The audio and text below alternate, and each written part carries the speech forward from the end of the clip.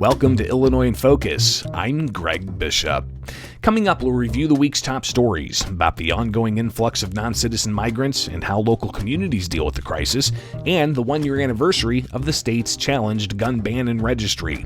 I'll then join the Center Square's Dan McCaleb to further discuss those stories and more. That's ahead with Illinois in Focus. I'm Greg Bishop. Are you tired of news that puts politics over people? At the nonprofit Franklin News Foundation, we believe in putting people over politics by delivering nonpartisan news and audio content that serves you, the American taxpayer. With Franklin News Foundation, you can read fact-based, state-focused news for free at thecentersquare.com. You can listen to civil, balanced conversations between policy experts through our podcast network at americastalking.com. Or you can get in-depth news on K-12 education spending, curriculum, and school safety at chalkboardnews.com. It's all free through Franklin, where we put you, the American taxpayer, first in every story, episode, and conversation. And it's only possible through our supporters. Together, we can produce content that puts people over politics and brings Americans the news they deserve. Become a supporter today at franklinnews.org/donate. Once again, that's franklinnews.org/donate. Welcome back to Illinois in Focus. I'm Greg Bishop. Here are some of the top stories from the past week. As communities across Illinois continue to evaluate how to deal with the prospect of migrant buses being dropped off, Governor J.B. Pritkzer said the state's limited in what it can do. A patchwork of ordinances across the state either regulate buses and hotel stays to deter migrant arrivals or declare non-sanctuary status. In McClean County, Emergency Management Agency Director Cathy Beck asked local officials for rural places to put shelters if needed. Reached for comment Wednesday. Beck said that they have not received any buses. And if we are to get a bus, the best solution to get people the most help that they need is to direct that bus or those people up to the intake center in Chicago. While Chicago officials say they'll remain a sanctuary city, they have regulated buses, causing buses to drop migrants off elsewhere. Asked about bringing uniformity statewide and dealing with bus drop-offs, Pritkzer said that's not possible. The laws don't exist in the state of Illinois for us to do that today, right? We can't just impose some rules from the state level on every city, every county, every township.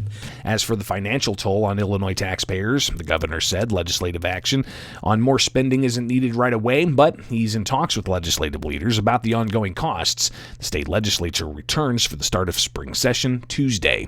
Meanwhile, the governor says Illinois will work through the state's gun ban registry in the weeks ahead as the law continues to face challenges.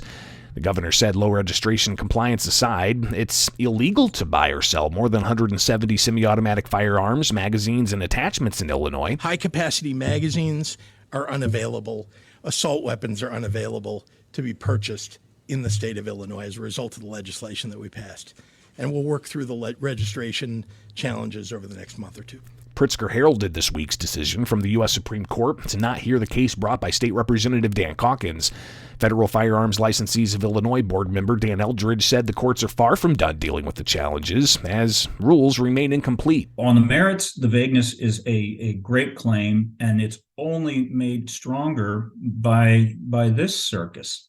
Friday afternoon, Southern District of Illinois Federal Judge Stephen McGlynn will hold a scheduling conference of the merits of a Fifth Amendment challenge against the law. Those are the top stories from the past week from Illinois. Find more online at thecentersquare.com. Coming up for Illinois in Focus, I'll join the Center Square's Dan McCaleb to further discuss the news. This is Illinois in Focus, a production of America's Talking Network. I'm Greg Bishop. Knowledge is power, and you deserve to know what happens in your state government. That's why the nonprofit Franklin News Foundation is bringing you straight news journalism through the Center Square, reporting on state authorities and publishing stories that show where your money goes and who spends it. By supporting the Center Square, you can track politicians' use of taxpayer money and demand transparency from elected officials. This is how we can equip everyday Americans to hold their government accountable. Become a supporter of Franklin today at franklinnews.org/donate. Greetings and welcome to Illinois in Focus, powered by the Center Square. I'm Dan McCaleb, Vice President of News and Content at the Franklin News Foundation, publisher of the Center Square Newswire service. Joining me again today is Greg Bishop, the Center Square's Illinois Capitol Bureau Senior Reporter and Editor. Greg, how are you? I'm doing well, Dan. I hope that you are going to stay warm as we are in the throes of winter and single-digit temperatures on the way. Gotta love it. Yeah, we are recording this on Thursday, January 11th, and we've already experienced significant winter weather this week, and more is coming this weekend. Greg, same to you. Stay warm. Stay out of that snow if you can. It being January 11th, that also means the Illinois legislature returns to regular session for the first time this year. That begins next week. There's 100 things we could talk about related to the upcoming session, Greg, but at least at first, before I get your further thoughts, I want to focus on the potential for ethics reforms. As we reported at the centersquare.com, a longtime former Illinois House Speaker Michael Madigan was successful in delaying his scheduled trial from April of this year to October, one more month before November's general election. But we also reported that Republicans in the legislature say it's long past time to address ethics reforms, the kinds of ethics reforms that, if had been placed, may not have led to the indictment on corruption charges of the former House Speaker. Unfortunately, House Minority Leader Toni McCombie, a Republican from Savannah, she told us that she is not optimistic that any kind of ethics reforms will be addressed during the next legislative session. Tell us what you expect, Greg, about the possibility for ethics reforms and what other issues taxpayers should be paying attention to as lawmakers return to Springfield next week. Yeah, you would think that even after it was revealed in the summer of 2020 that public official A, also known as House Speaker Michael Madigan, was involved allegedly in a corruption scheme, a nearly decade-long corruption scheme that prosecutors eventually labeled Madigan Enterprise. You would think that the legislature would quickly work to address some of the ethics concerns that there have been lingering at the State House for years. They didn't really take up substantive reforms in 2020. They didn't take up substantive reforms in 2021 or in 2022. Now we're into 2024, Dan. And Republicans saying that they're concerned no substantive ethics reforms are actually going to be tackled. They may be onto something. We have yet to see substantive proposals brought forward by Democrats. They have passed some reforms here and there, including maybe some tightening up of who can be a lobbyist and who can be an elected official, or, for instance, dealing with red light cameras and the industry working with lawmakers. Some of those things did ultimately pass.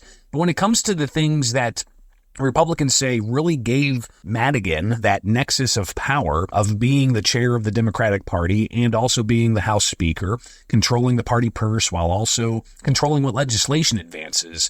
Republicans have not seen those types of reforms. And as we head into the session that starts on Tuesday, you've got a few days in January, then they're off until February, whether or not they're going to tackle substantive ethics reforms, things like giving the legislative inspector general more teeth to go after and investigate things without having to get approval from a legislative body. You've got some other issues that don't necessarily deal with addressing corruption, so to speak. But Republicans have also been looking for trying to get better ability to have their legislation heard in committees and to advance.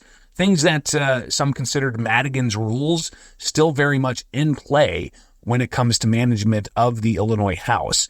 So will we see any substantive ethics reforms in January brought forward, or maybe in February brought forward?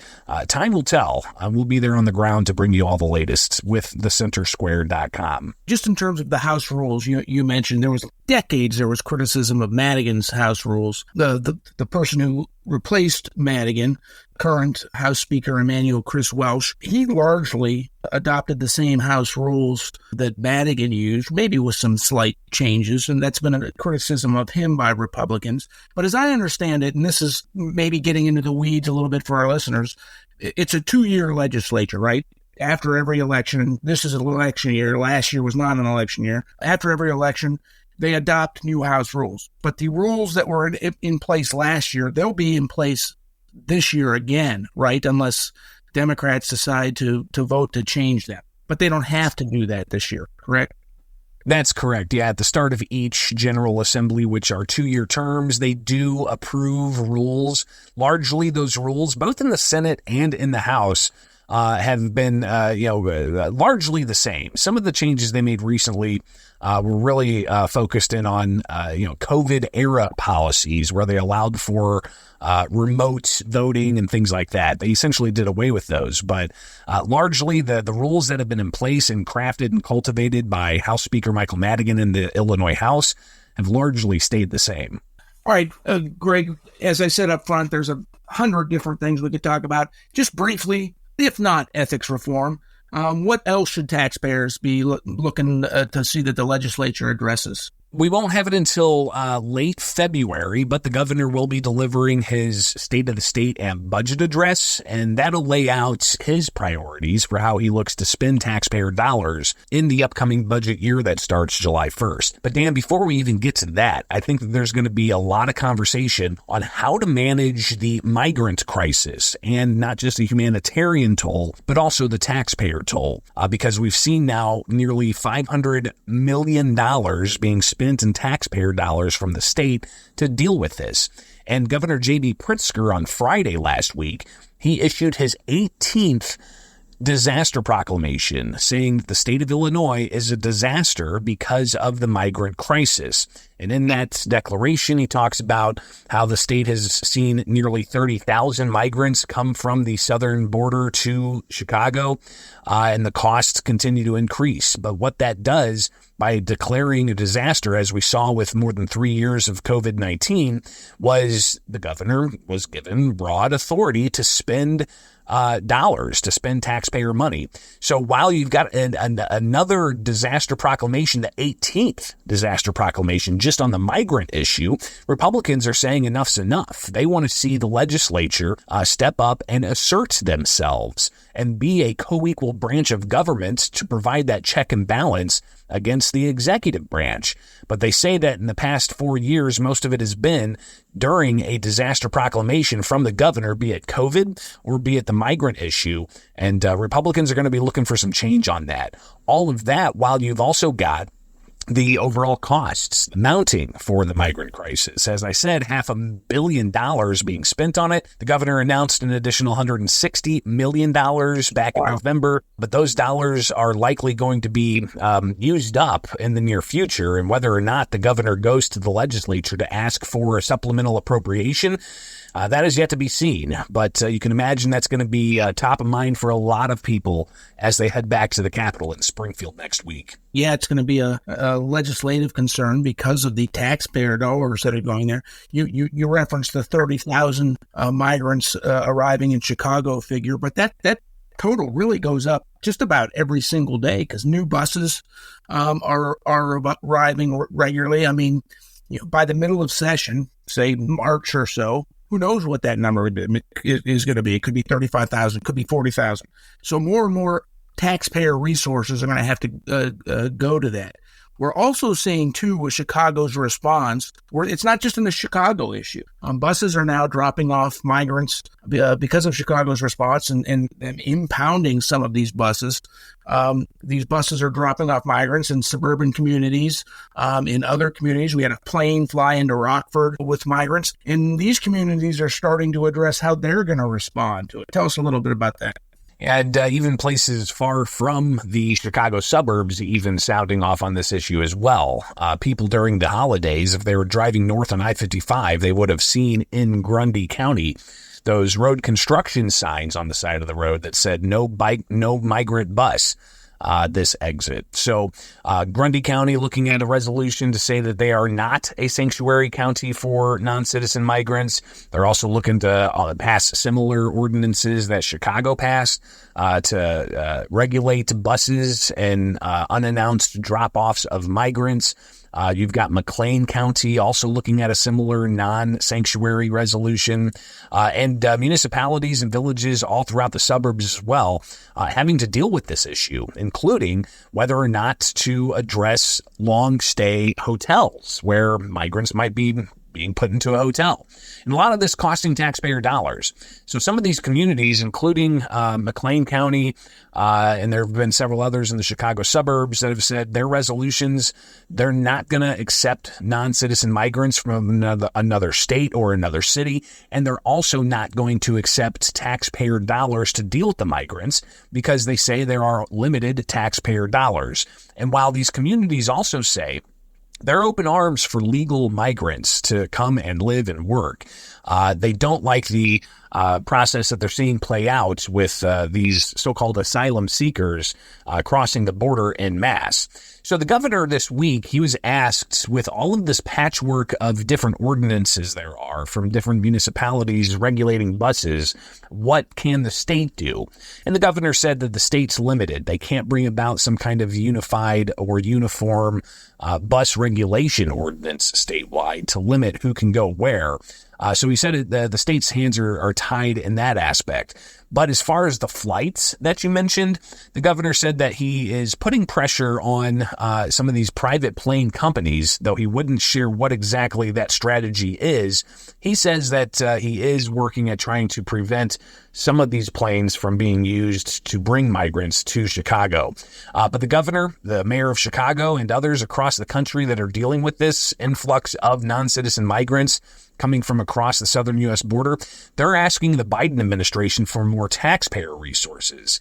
But one thing that we haven't clearly heard is a call to close the border.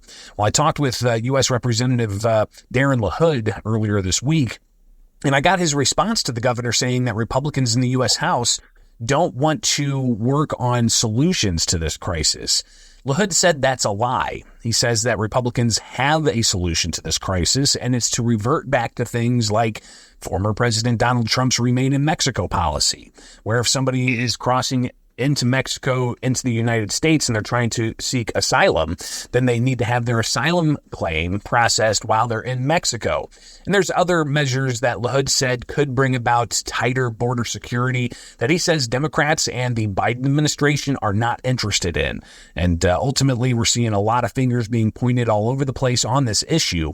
But clearly, the humanitarian toll is mounting, with even some Illinois state legislators going down to the southern border last week.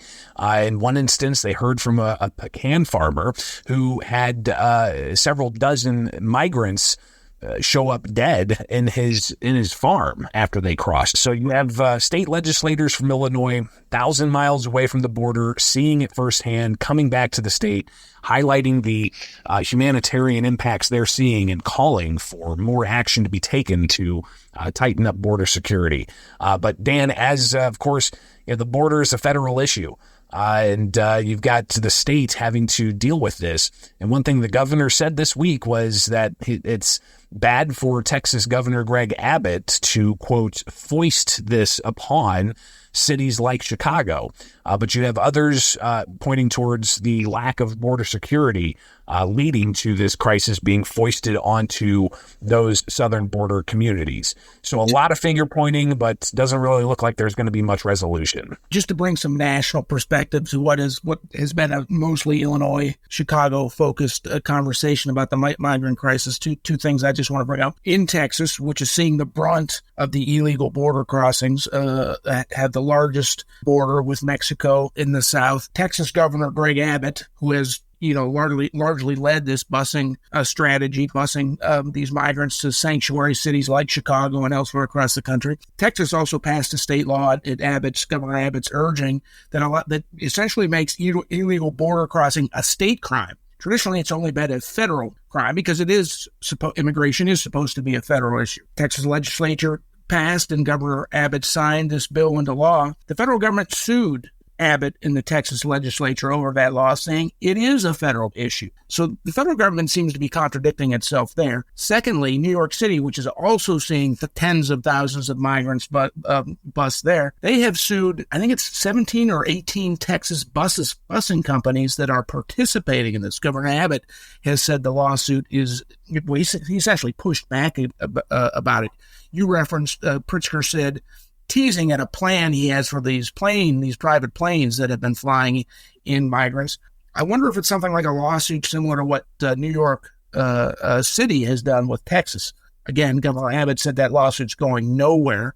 But we'll see. This is not an issue that's going to go away. I do want to move on, though. More anecdotal evidence that Illinois is losing population to other states, and that comes by way of moving company United Van Lines, who essentially does an annual report about how many vans are rented going to states and how many vans are rented going out of states. Illinois has a net loss when it comes to the United Van Lines moving companies or moving trucks. Again, just tell us a little bit about that. Yeah, so this is on top of another moving company, U-Haul, releasing similar data and numbers, and also on top of December U.S. Census numbers that were released, showing the states having a decade of decline with 10 straight years of outbound migration. So United Van Lines, with their latest numbers, they show that Illinois has more people moving out of the state.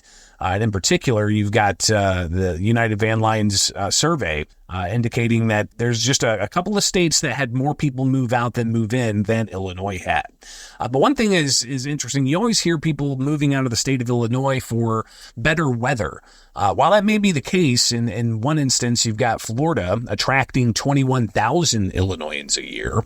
Florida's not the only place getting Illinoisans. Indiana, our neighbors out to the east, see around 17,000 residents a year. So clearly there's something else going on other than people who just want to escape the single-digit weather. But as we've been tracking at thecentersquare.com, the last 10 years, the state continues to lose population. And a lot of that could be because of taxes, having high taxes in Illinois, or high property taxes, job prospects, business environment. If an employer doesn't want to move to the state of Illinois, then they're not going to bring employees with them. If an employer moves out of the state of Illinois, they could go to a place like Texas, for instance, where they'll have lower taxes and their employees won't have to pay as much in taxes. So there's a lot of factors at play that could lead to people moving out of the state, but all indications are that the state of Illinois continues to lose population. Now, the governor recently did announce that the state got an update from the U.S. Census where they acknowledged they undercounted about 40-some-odd thousand people. But even if you incorporate that, Illinois' population is stagnant, if not continuing to lose population. So there are some significant issues that legislators may have to address if they want to try to reverse that outbound migration. You mentioned businesses, not just individuals or families who are leaving Illinois. In 2023, we saw a number of high-profile businesses decide to leave Illinois. Chicago in particular. High taxes were referenced as one of the reasons. Chicago's crime situation, at least one high-profile business said attributed to Chicago's crime. And so, and critics of Illinois' policies say unless they address these policies and start changing, becoming more business-friendly, more taxpayer-friendly, this exodus is going to continue. Yeah, and we'll see if that is something that legislators may address when they come back. Good point, Greg. We are literally almost out of time, but I do want to touch on one last thing, a topic that we've been talking about for about a year now. In fact, I think it's a year today that Governor Pritkzer signed into law the gun ban. Of course, the lawsuits challenging the gun ban are still in place. The registry has opened on January 1st for those who bought guns before the ban went into place. They're supposed to register it. Any very brief updates on what's going on with this? About 1.2% of FOID card holders registering, but other estimates are that it's either 4 or 8% compliance rates. Either way, the numbers of those complying very low, and we'll be tracking all of that and more at thecentersquare.com. You can follow everything that the legislator is up to that will affect you and your tax dollars at thecentersquare.com. For Greg Bishop, I'm Dan McCaleb. Thank you for listening. Please subscribe.